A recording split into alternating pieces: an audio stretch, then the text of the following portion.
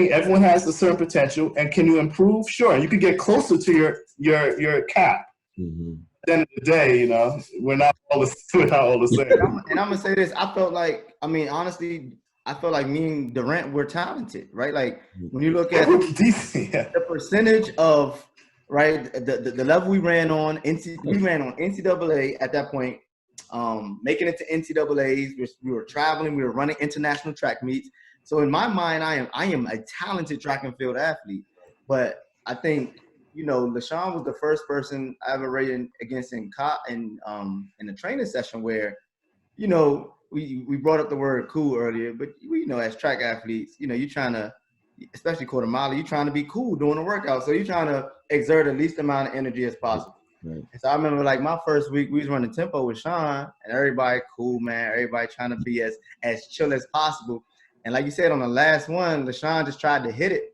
So I'm like, all right, I'm gonna hit it too. So I hit it. He hit it. I hit it. He hit it. He just had like 3 or 4 more gears that I just didn't exactly ever. Like God just ain't put that in my bag. And the thing is, like I hit the first 3 or 4 with him. I'm like, and I'm thinking, Sean coming on, but I'm like, man, I can roll with this dude. No, sir.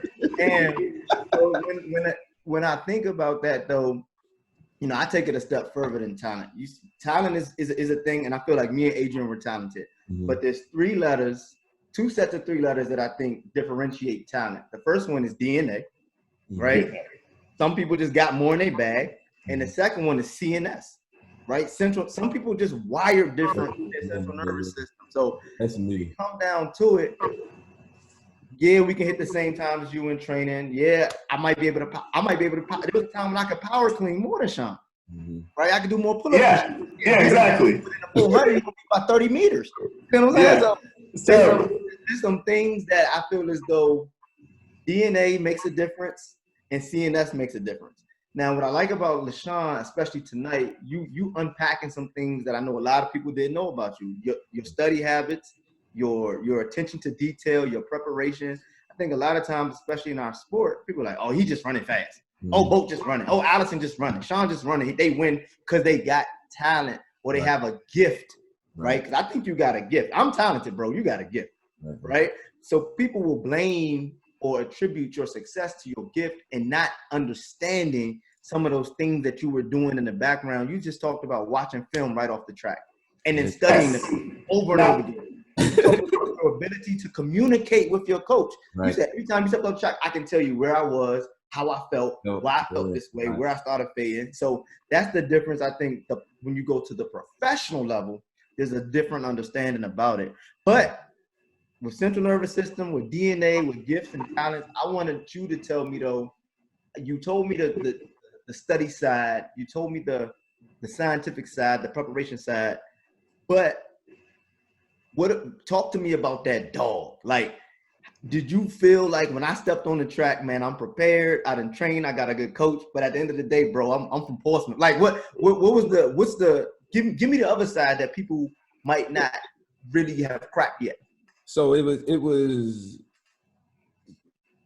3 or 4 different coaches, and I ran the exact same times with 3 different training methods.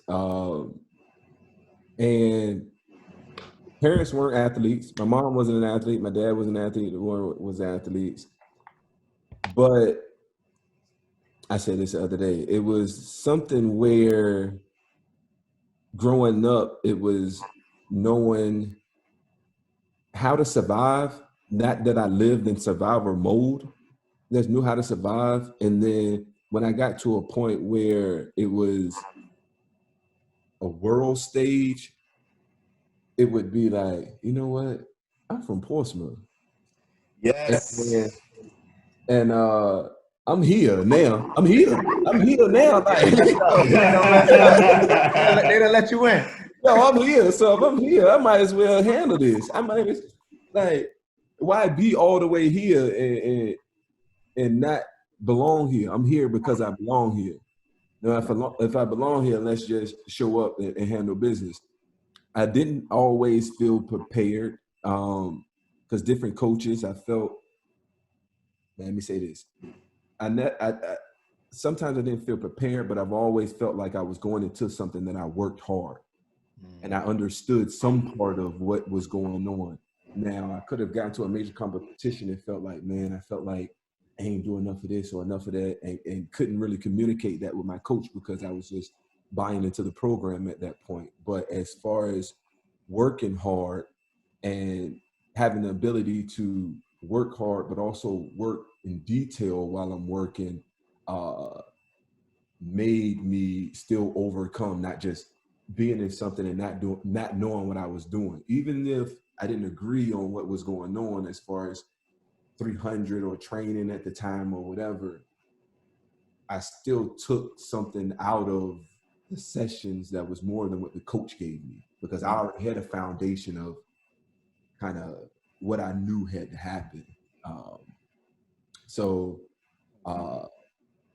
the different coaches kind of forced me to, whenever you show up, you always gonna work hard, even if you don't feel like you're prepared. You here, so being that you here, you got to throw down. That was just it. You here. There's 8 lanes. They gave you a lane, so you all the way around the world. You could have stayed home if you're gonna get here and act scared.